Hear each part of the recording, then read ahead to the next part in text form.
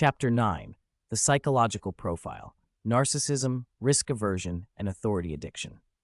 The scientific confidence artist operates through a specific psychological profile that combines pathological narcissism, extreme risk aversion, and compulsive authority seeking in ways that optimize individual benefit while systematically destroying the collective scientific enterprise.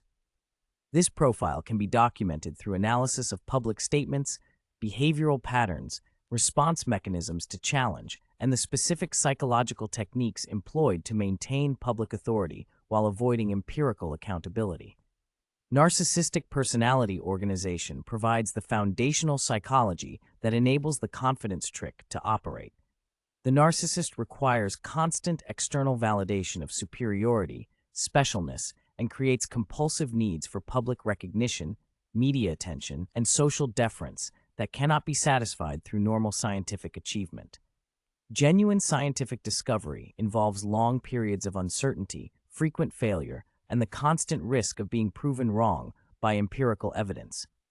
These conditions are psychologically intolerable for individuals who require guaranteed validation and cannot risk public exposure of inadequacy or error. Neil deGrasse Tyson's public behavior demonstrates the classical narcissistic pattern in operation.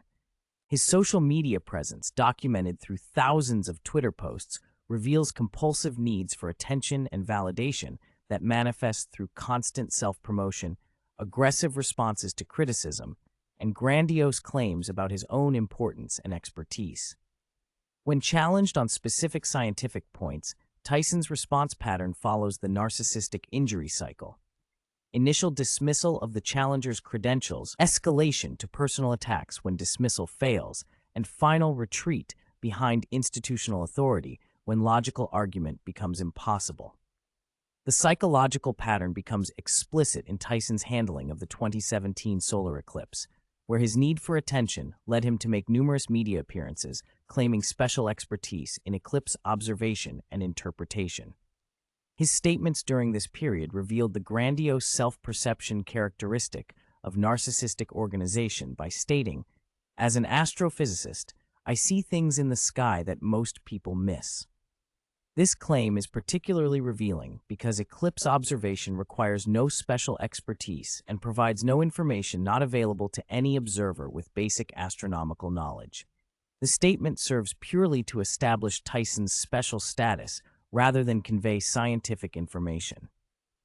The risk aversion component of the confidence artist's psychology manifests through systematic avoidance of any position that could be empirically refuted or professionally challenged. This creates behavioral patterns that are directly opposite to those required for genuine scientific achievement. Where authentic scientists actively seek opportunities to test their hypotheses against evidence, these confidence con artists carefully avoid making specific predictions or taking positions that could be definitively proven wrong. Tyson's public statements are systematically engineered to avoid falsifiable claims while maintaining the appearance of scientific authority. His discussions of cosmic phenomena consistently employ language that sounds specific but actually commits to nothing that could be empirically tested.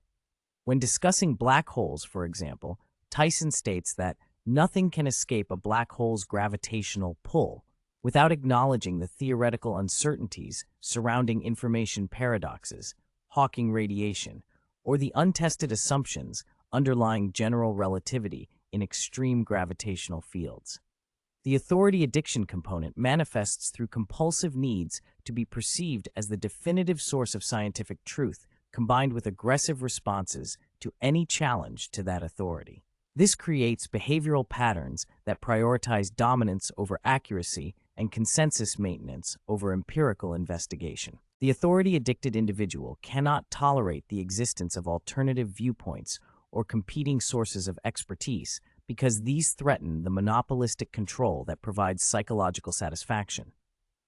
Brian Cox's psychological profile demonstrates authority addiction through his systematic positioning as the singular interpreter of physics for British audiences. His BBC programming, public lectures, and media appearances are designed to establish him as the exclusive authority on cosmic phenomena, particle physics, and scientific methodology.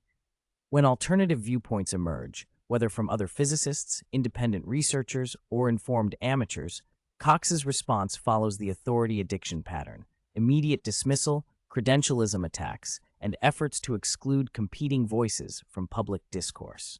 The psychological pattern becomes particularly evident in Cox's handling of challenges to supersymmetry and standard particle physics models. Rather than acknowledging the empirical failures or engaging with alternative theories, Cox doubles down on his authority claims, stating that every physicist in the world agrees with his positions. This response reveals the psychological impossibility of admitting error or uncertainty, because such admissions would threaten the authority monopoly that provides psychological satisfaction. The combination of narcissism, risk aversion, and authority addiction creates specific behavioral patterns that can be predicted and documented across different confidence con artists like him. Their narcissistic and psychological profile generates consistent response mechanisms to challenge predictable career trajectory choices and characteristic methods for maintaining public authority while avoiding scientific risk. Michio Kaku's psychological profile demonstrates the extreme end of this pattern, where the need for attention and authority has completely displaced any commitment to scientific truth or empirical accuracy. His public statements reveal grandiose self-perception that positions him as uniquely qualified to understand and interpret cosmic mysteries, combined with systematic avoidance of any claims that could be empirically tested or professionally challenged.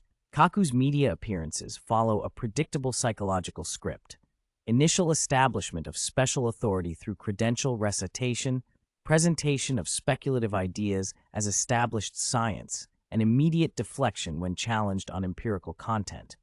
His discussions of string theory, for example, consistently present unfalsifiable theoretical constructs as verified knowledge, while avoiding any mention of the theory's complete lack of empirical support or testable predictions. The authority addiction manifests through Kaku's systematic positioning as the primary interpreter of theoretical physics for popular audiences.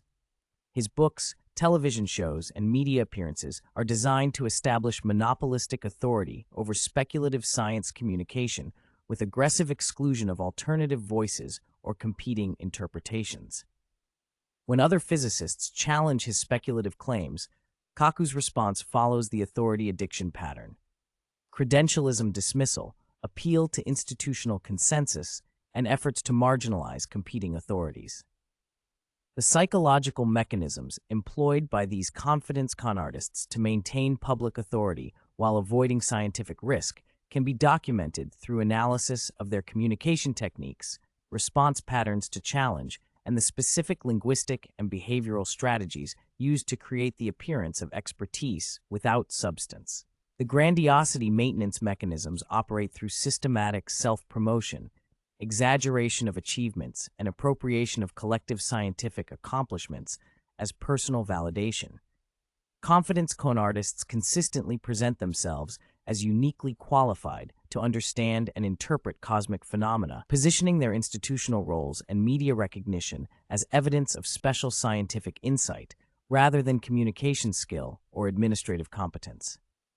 The risk avoidance mechanisms operate through careful language engineering that creates the appearance of specific scientific claims while actually committing to nothing that could be empirically refuted. This includes systematic use of hedgewords, appeal to future validation, and linguistic ambiguity that allows later reinterpretation when empirical evidence fails to support initial implications. The authority protection mechanisms operate through aggressive responses to challenge, systematic exclusion of competing voices, and coordinated efforts to maintain monopolistic control over public scientific discourse. This includes credentialism attacks on challengers, appeals to institutional consensus, and behind-the-scenes coordination to prevent alternative viewpoints from receiving media attention or institutional support. The cumulative effect of these psychological patterns is the creation of a scientific communication system dominated by individuals who are psychologically incapable of genuine scientific inquiry while being optimally configured for public authority maintenance and institutional consensus enforcement. The result is a scientific culture that systematically selects against the psychological characteristics required for authentic discovery while rewarding the pathological patterns that optimize authority maintenance and risk avoidance.